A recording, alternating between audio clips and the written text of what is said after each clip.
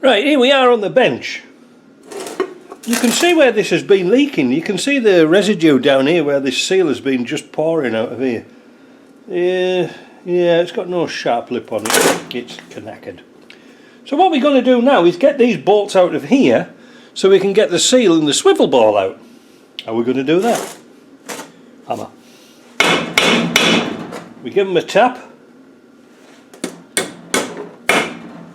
Put a single hex socket on there. And spin them out. Alright? Going to do that with all the bolts. Right, with all the bolts out, now we can take what's left of this ring off and dispose of it in the scrap. Oh, it's got two on, look. Must be a very early one. Yeah, all rotted out, look at that. Obviously I must have put this axle on years ago. Oh dear. Next we can get that ball out. We'll get the seal out. Need a screwdriver. Well, I got a bit distracted there for a couple of hours, so never mind. Let's get this seal out, if we can. Oh, yeah, that's tight.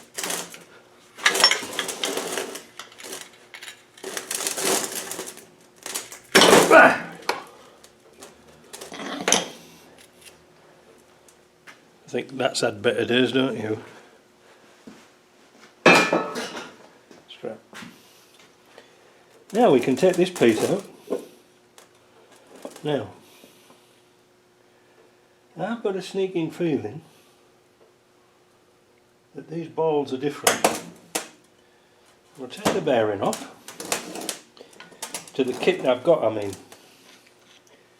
So what we're going to do, seeing we're all covered in poo now, I'm going to wash this off, but first of all we've got to, if I do use this top bush again, which we could do, there's nothing really wrong with it, we've got to save that bearing. And, not only save the bearing, save the seat that goes at the bottom of it. Now over to the parts washer, we'll leave it to dry overnight and we'll start to sort this out tomorrow. Right, this is about 3 days later. The car's still on the lift. I've had all sorts of bloody problems going on trying to get tax papers done for me, year end, tax end. I had to neglect this, but I'm back onto it now. I've found that this original swivel ball here, the chrome started to come off. And do I want to do this again in another few years? Well, no, not really. So I found a really good used one here, and I've swapped out all the pins, all the bushings. Now, the thing to note is that these, if you've got like a Defender that's non-ABS, the top and the bottom is same as this. It's got a little recess where you put your bearing race, but on the other end it's just open because it's got a bushing in like this, and it's almost reminiscent of the very early type of bushings, you know, with the railcar bush. So this has got a bushing inside here, but it's also got a needle roller bearing at the bottom because it carries the ABS sensor. Now I've got the ABS sensor blocked off, and it's been working fine. All I'm going to do is reassemble it as an ABS unit, so there's a little bit of a difference. So first of all, what we're going to do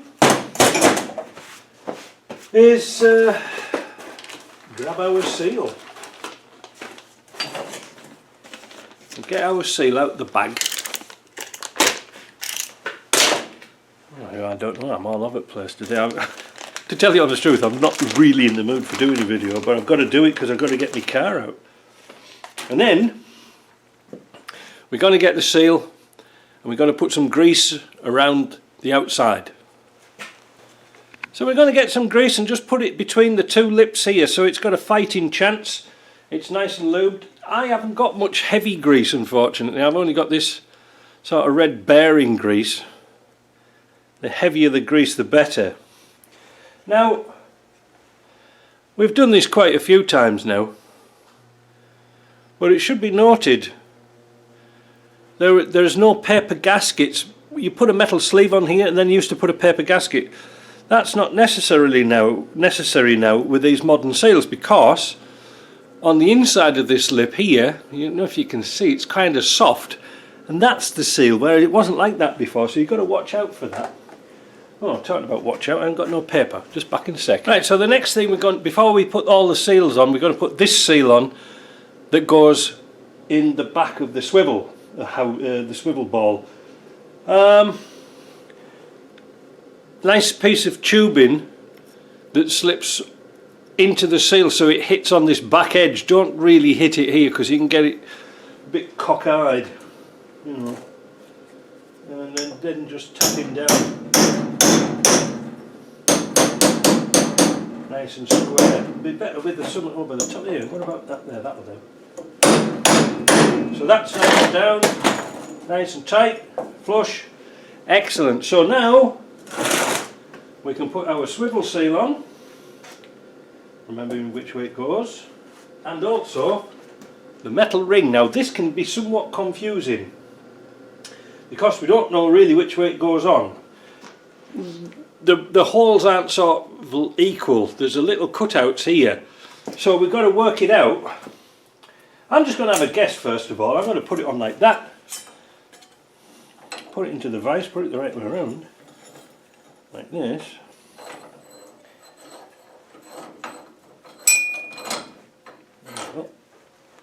Nip that in the vise, and then we'll offer up the swivel like that, and we'll just have a quick check.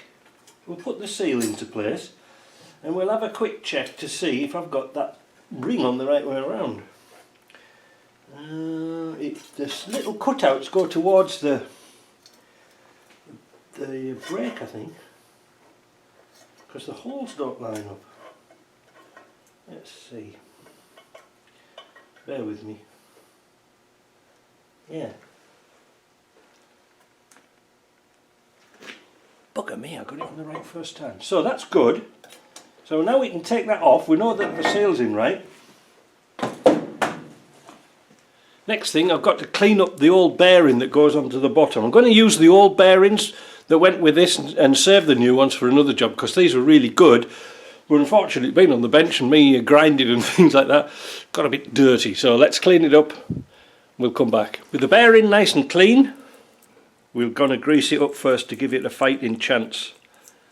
Now I know people go a bit crazy about this, but it's going to get covered in that liquid grease anyway, but I just like to pack them just before we get started. I don't mind using these. If these bearings are in good condition, I'll use them again, because we get into a habit of just putting bearings on because they're new. But I know it's in a kit, but if I get another bearing that's sometimes what I'm trying to say is, oh, I'm tired, that sometimes you get the bottom bearings collapsed, but all the rest's quite good, so we try to save them for that. So we're going to get our pin here and drop it on. I bet it won't, because I've got paint on it. There we go, drop it on there. Bit of grease on the race. We'll put some grease in here as well while we still can. Put this on like that. And next we're going to get the top pin, and we're going to also clean up this bearing. Now this is the bearing I was talking about. You only see this in the ABS models. The other ones have got, like I say, a taper roller at the top, but I didn't have another swivel ball, so that's why we're using this setup. Right, so now, where was I? Yeah, now I've put the plate on loose. I'm sorry, I went up and had a bite to eat. Bearings in at the bottom. That's good. Next we're going to do the preload on the swivel, and we can do that quite easily in the vise, I think, because you don't need that much movement. Again, same old trick. Piece of lead solder around the pin. Try not to get it too tight around the pin, because otherwise it will go in the groove here like Madonna. Now what we're going to do, because this is ABS, we've got to put the flat washer at the bottom, and then we've got to get a bit of grease, on the needle roller bearing, like that, like that.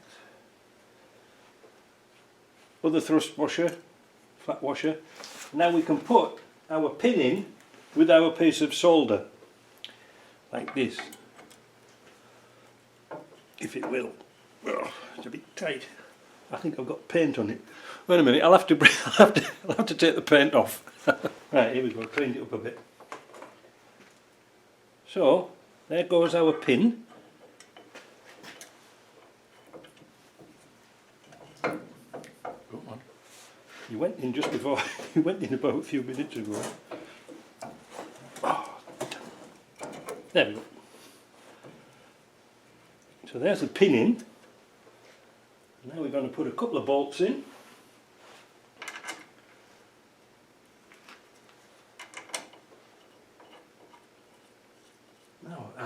Now sometimes these are there should be 17mm heads, but I think these are 16 for some bizarre reason, which worked out at 5/8, so I better go and get a proper spanner. Right, I've got the pin in, but for the observant of you, you would have noticed on the ABS models with this bush, see, I got it the wrong way around.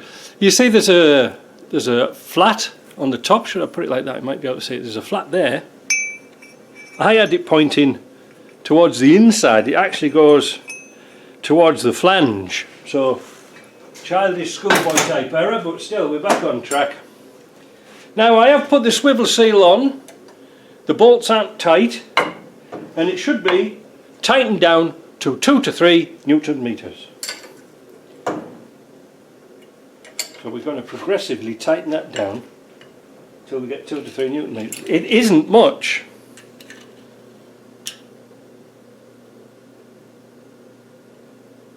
Or was it 2 to 3 kilos? I think it was 2 to 3 kilos, wasn't it? Not Newton meters. I tell you today, I'm just not in the mood for doing repairs.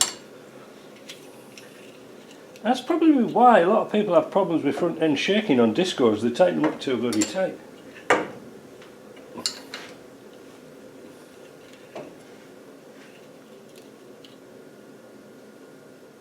Oh.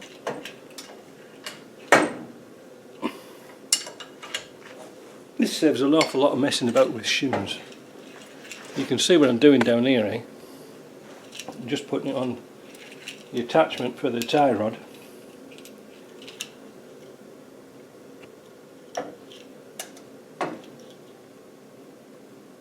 A bit more.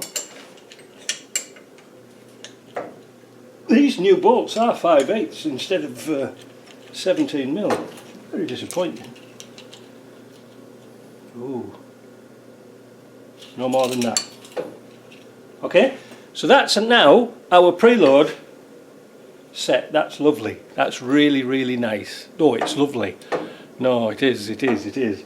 So now what we do is we go and get our caliper, and we're going to measure the thickness of this solder, and then we've got to correspond that to the thickness in shims. Right, here goes.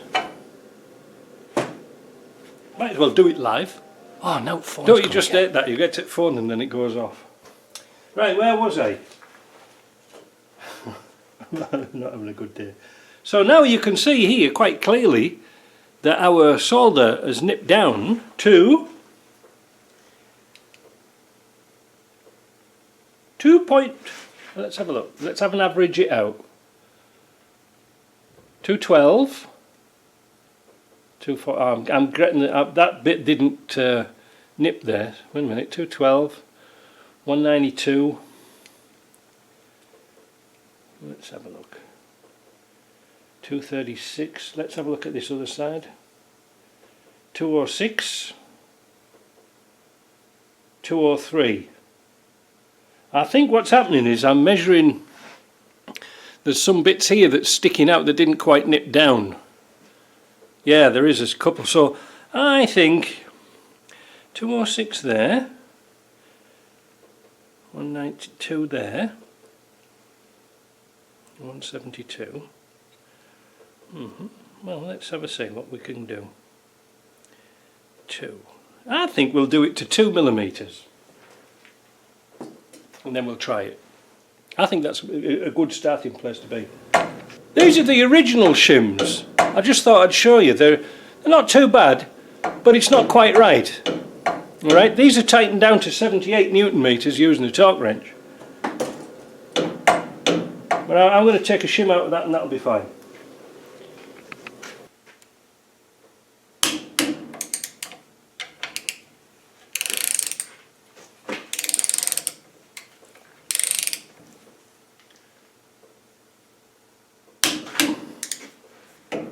Better.